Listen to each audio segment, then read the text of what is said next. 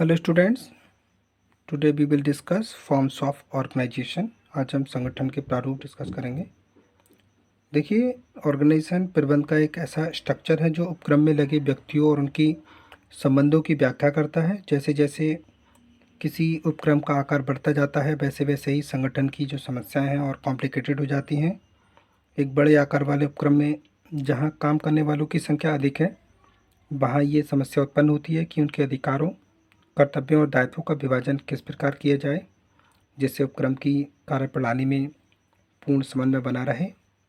संगठन संबंधी क्लेवर मुख्यतः कार्य के विवरण और अधिकार के हस्तांतरण से संबंधित होता है, क्योंकि अधिकार और उत्तरदायित्व का वितरण करने की विधियां विभिन्न होती हैं।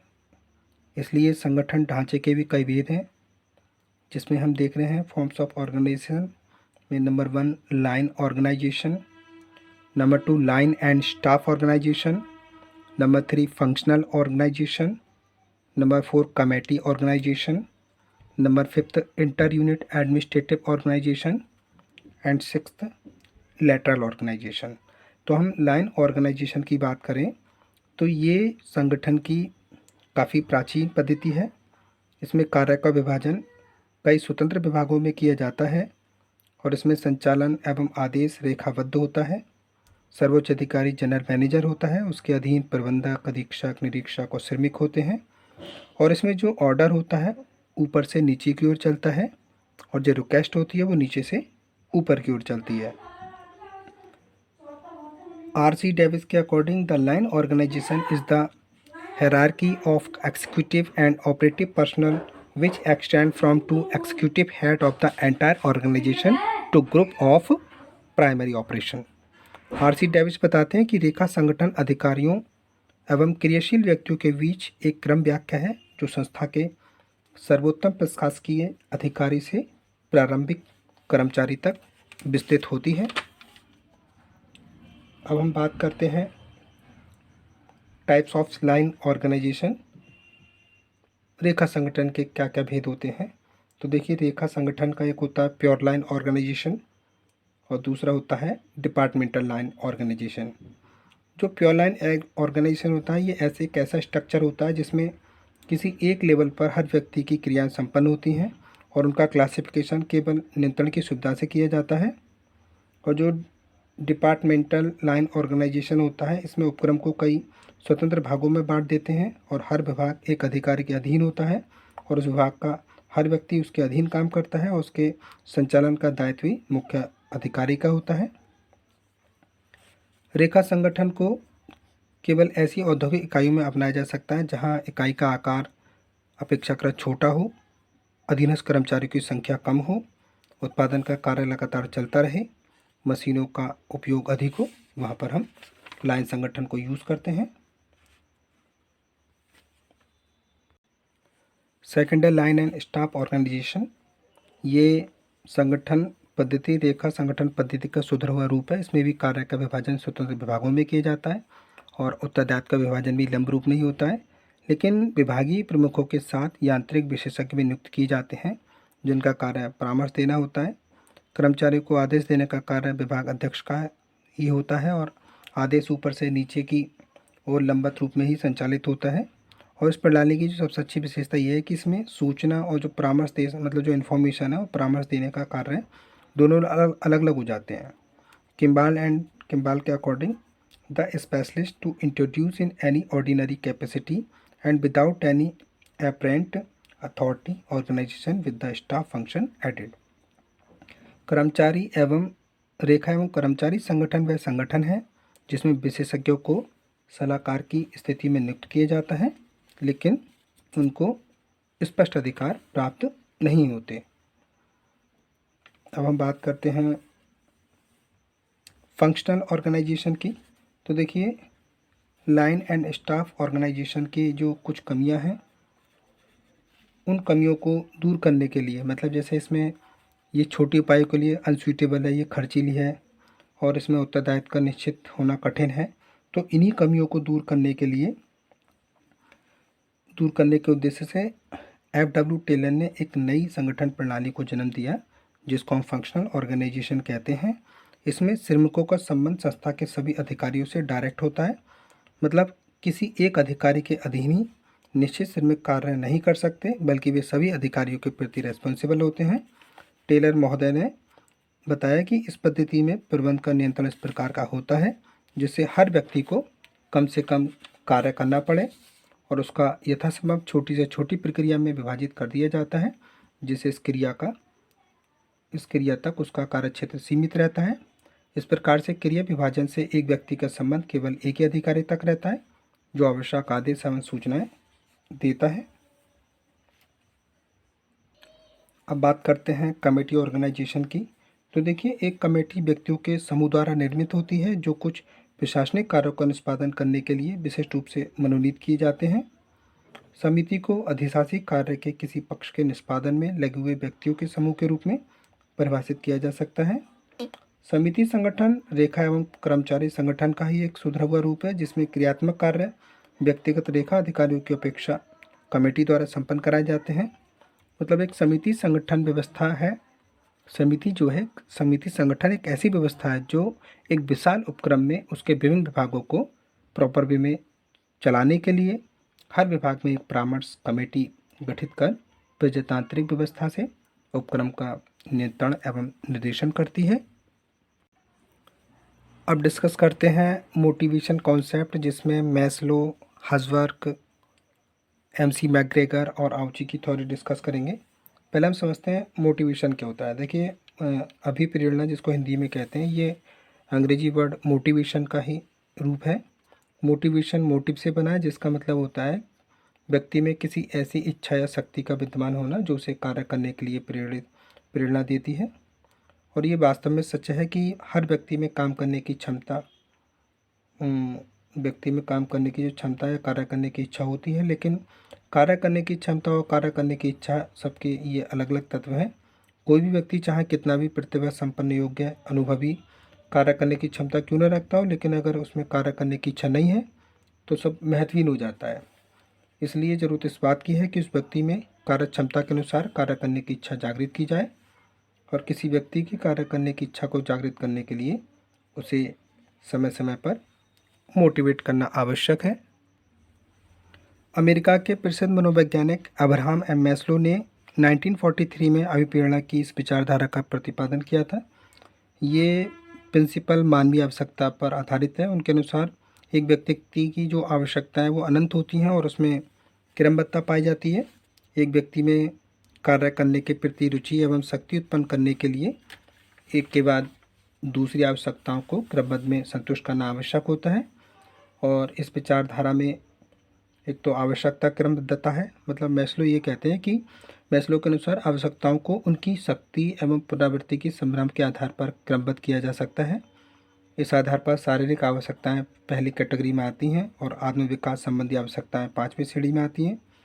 मैस्लो के अनुसार आवश्यकता की श्रेणियां और उनकी क्रमबद्धता सार्वभौमिक है और हर संस्कृति पर लागू होती हैं। मैस्लो के अनुसार किसी आवश्यकता की जितनी कम संतुष्टि होती है व्यक्ति के लिए उतनी ही वह प्रभावी हो जाती है, और असंतुष्ट आवश्यकताओं का प्रभाव अन्य आवश्यकताओं की अपेक्षा अधिक होता है। इसलिए जब इनकी पूर्ति नहीं हो पाती, व्यक्ति का समस्त ध्यान और साधन उसी पूर्ति में ही लगे रहेंगे। डॉक्टर फ्रेडरिक हजवर्क और उनके साथियों ने 1950 में अमेरिका के पिट्सबर्ग एरिया में 200 अभियंताओं और लेखाकारों के साथ किए गए साक्षात्कार के आधार पर जिस विचारधारा का प्रतिपादन किया उसको अभिप्रेरण आरोग्य सिद्धांत के नाम से जाना गया। और इनकी विचारधारा ये कहती है कि मनुष्य की आवश्यकताओं के 2 समूह होते हैं जो एक दूसरे से अलग होते हैं। ये आवश्यकताओं के समूह मानवीय व्यवहार को अलग अलग तरीके से प्रभावित करते हैं। एक समूह स्वास्थ्य तत्वों का होता है और दूसरा समूह अभिप्रेरक तत्वों का होता है। और इन्हीं 2 घटकों पर आधारित होने के कारण इसको 2 फैक्टर कॉन्सेप्ट भी कहते हैं। जो स्वास्थ्य संबंधी तत्व होता है वो ऐसे तत्व होते हैं जो कर्मचारियों को कार्य करने के लिए उचित वातावरण प्रदान करते हैं, तो उन्हें हम स्वास्थ्य तत्व कहते हैं। और जो अभिप्रेरक तत्व होते हैं वो ऐसे तत्व होते हैं जो व्यक्तियों को अधिक कार्य करने के लिए प्रेरित करते हैं, तो उनको हम अभिप्रेरक तत्व कहते हैं। जो हजवर की थ्योरी है उसमें ये विचारधारा सरल है, इसको सुविधाजनक तरीके से हम लागू कर सकते हैं।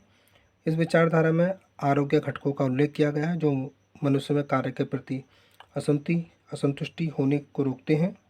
इसमें अभिप्रेरक घटकों का उल्लेख किया गया है जो व्यक्ति को अपने कार्य से संतुष्टि की प्राप्ति में सहायता करते हैं। और हजवर्क का ये मानना है कि व्यक्ति दुख दूर करना चाहता है और सुख प्राप्त करना चाहता है, और ये विचारधारा मैस्लो की विचारधारा की कमियों को पूरा करती है और उसकी ये पूरक है। मैकग्रेगर की बात करें तो मैकग्रेगर ने मानव व्यवहार के संबंध में दो विरोधी विचारधाराओं का प्रतिपादन किया, जिसमें एक ऑप्टिमिस्ट अप्रोच है और एक पैसिमिस्ट अप्रोच है। मतलब जो पैसिमिस्ट मतलब जो निराशावादी दृष्टिकोण वाली विचारधारा है उसको हम एक्स से जानते हैं, और जो आशावादी दृष्टिकोण वाली विचारधारा उसको वाई के नाम से जानते हैं।